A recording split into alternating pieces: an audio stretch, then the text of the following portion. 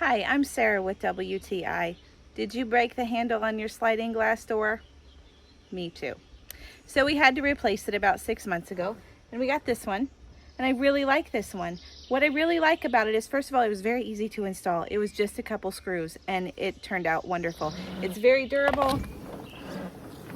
We're not gentle on this thing. We open and close it, the dog running in and out, the kids running in and out.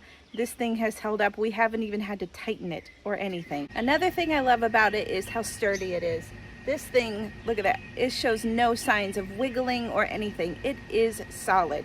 It was kind of lightweight, which I like, but not cheap, so that's good.